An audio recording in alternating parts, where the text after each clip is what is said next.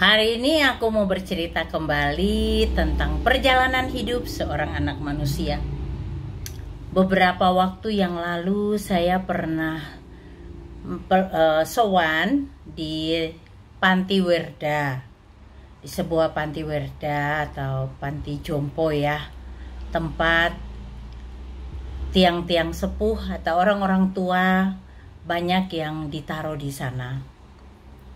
Dan ada beberapa orang yang tidak pernah lagi dikunjungi sama anak-anaknya. Ada seorang ibu yang kalau terlihat dari kulit terus wajahnya, semasa mudanya pasti cantik sekali ibu ini. Dan dia sudah menjadi buta. Sudah buta. Terus waktu kami datang, saya pegang tangannya, dia sedang kesakitan. Jadi memang waktu itu sudah menunggu ajal gitu. Tapi dia masih bisa bicara. Dia bilang sama saya, dia merindukan anak-anaknya. Anaknya ada yang laki, ada dua, yang perempuan juga ada dua gitu. Dan sebenarnya anak-anaknya semua juga punya pekerjaan yang baik. Tapi nggak ada yang mau merawat mamahnya. Ibu ini dalam kesepiannya, kesendiriannya di Panti Jompo itu. Nah, beberapa waktu kemudian saya dengar kabar beliau sudah meninggal dan dimakamkan sama pengurus yayasan.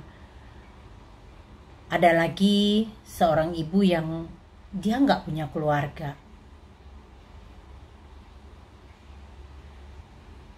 Sendirian di sana, sudah tua. Bahkan maaf, untuk mengendalikan pembuangan air seni atau buang air besar pun sudah tidak bisa, sehingga ruangan tempat beliau tinggal itu agak bau pesing ya. Agak bau, pakaiannya juga berbau pesing. Kemudian ada ibu yang lain lagi yang saya temuin. Ibu ini cantik banget. Tempat tidurnya berbeda dengan tempat tidur penghuni yayasan yang lain. Saya tahu bahwa ibu ini pasti anak-anaknya orang-orang yang mampu. Ibunya berkulit putih cantik wajahnya. Senang sekali ketika saya doain beliau. Beliaunya senang. Dan ketika saya mau pamit pindah ke ruangan yang lain, dia menahan tangan saya. "Nak, kamu di sini aja sama ibu. Temani ibu di sini." Setelah saya selesai di sana, di dalam mobil saya berpikir, satu ibu bisa merawat 10 anak, bahkan 12, bahkan 18. Saya pernah punya tetangga di Makassar yang Bu Hajinya itu punya anak 18 orang. Dan hidup semua. Hidup semua. Tapi bisa nggak satu anak merawat seorang ibu? Itu yang selalu jadi pertanyaan ya. Bisa nggak satu anak merawat seorang ibu atau seorang bapak? Akhir-akhir ini banyak kita lihat orang tua yang dibuang sama anak-anaknya. Ada juga cerita dari sahabat saya yang mana ada sahabatnya juga yang sudah sepuh, yang udah tua. Ketika dia kemarin-kemarin masih agak kuat, itu dia sudah menyerahkan seluruh hartanya ke anak-anaknya. Dan apa yang terjadi? Anak-anaknya setelah memiliki harta dari orang tuanya, anak-anak tidak mau merawat ibunya. Ibunya dalam kesendirian. Kepedulian atau kasih itu seperti hilang. salah satu tanda-tanda akhir zaman itu kasih yang tawar. Hilang, rasa kasih itu hilang. Jangankan kepada orang lain, kepada orang tua sendiri hilang. Sayang sekali ya.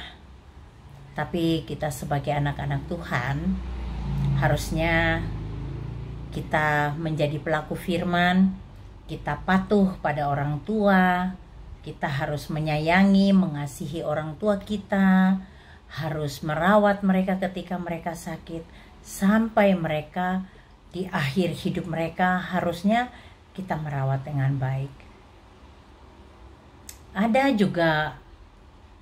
Ada famili saya bahkan yang tidak memiliki anak dan mengambil anak dari orang lain. Ya kalau nggak salah memang anak yang tidak dikehendaki lah, karena ibunya bekerja di dunia malam. Anak ini dirawat sama bapak ibunya, kakak saya itu ya masih famili saya juga gitu. Dan sampai anak itu dewasa dan bekerja di satu instansi pemerintah. Dia menikah dan memiliki anak. Mereka tinggal di dalam rumah tangga, di dalam rumah orang tuanya ini. Jadi suaminya belum bisa beli rumah, dia juga belum bisa beli rumah. Mereka tinggal bersama orang tua. Setelah itu nggak lama ibunya meninggal. Nah setelah ibunya meninggal inilah yang kejadiannya miris. Karena anak ini sama suaminya sering memukul bapaknya. Ngeri ya. Memukul, menyiksa. Kan bapaknya itu sakit stroke ya. Ditendang, dipukulin. Ngeri banget. Padahal anak-anaknya ini melayani loh. Anak-anak ini melayani, di gereja melayani loh.